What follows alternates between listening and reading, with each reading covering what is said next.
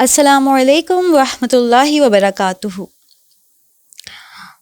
رسول اللہ صلی اللہ علیہ وسلم نے فرمایا کہ مسلمان وہ ہے جس کی زبان اور ہاتھ سے دوسرا مسلمان محفوظ رہے۔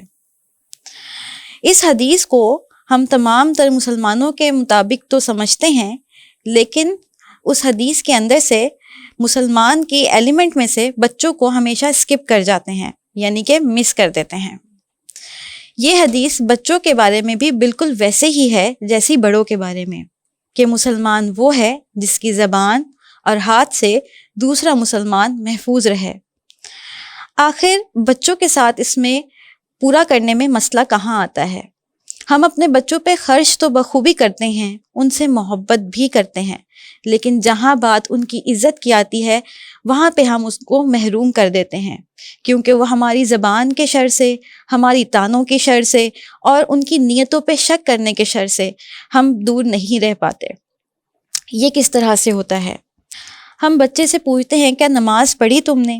یہ ایک سوال بچے کے لیے زبان کا شر ہی ہے، کیونکہ اسے اس وقت یہ محسوس ہوتا ہے کہ ہمیں نہ اس کی عبادت پہ بھروسہ ہے نہ اس کی نیت پہ بھروسہ ہے، اور یہ نیتوں کے ٹوٹے بچے ٹوٹے ہوئے مسلمان بن کے ہمارے سامنے آ جاتے ہیں، جو ظاہری طور پہ تو اعمال کرتے ہیں لیکن ان کے اندر تربیہ کا ایلیمنٹ پھر نہیں ہوتا، ان کے اندر شک ہوتا ہے، وسوسے ہوتے ہیں اور دوسروں کی نااعتباری ہوتی ہے۔ اسی طرح کی چھوٹی چھوٹی چیزیں نامکمل انسان تخلیق کر کے ہمارے سامنے ایک نامکمل بڑوں کی صورت میں لے آتی ہے۔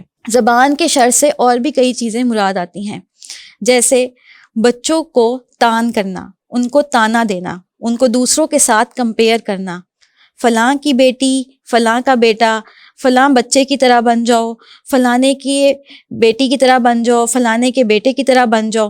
اور یہی بچے جب بڑے ہوتے ہیں تو کہتے ہیں ماما فلانے کی ماما تو بہت اچھی ہیں، آپ اس کی جیسی بن جائیں، فلانے کے بابا تو بہت اچھے ہیں، آپ ان کے جیسے بن جائیں۔ رسول اللہ صلی اللہ علیہ وسلم کی تمام تر احادیث مبارکہ ہمارے لیے ایک بہتر معاشرہ تشکیل کرنے کے لیے ہیں۔ اگر ہم ان کو غور سے سوچیں تو یہ چھوٹی چھوٹی باتیں بہت بڑے بڑے کانسیکوینسز سے اور نتائج سے ہمیں بچا لیتی ہیں۔ کوشش کیجئے رسول اللہ صلی اللہ علیہ وسلم کی تمام تر احادیث کو بڑوں کے ساتھ ساتھ چھوٹوں کے پیمانے پہ بھی رکھ کے اس کو سوچیں اور اس پہ عمل کرنے کی کوشش کریں۔ السلام علیکم ورحمۃ اللہ وبرکاتہ۔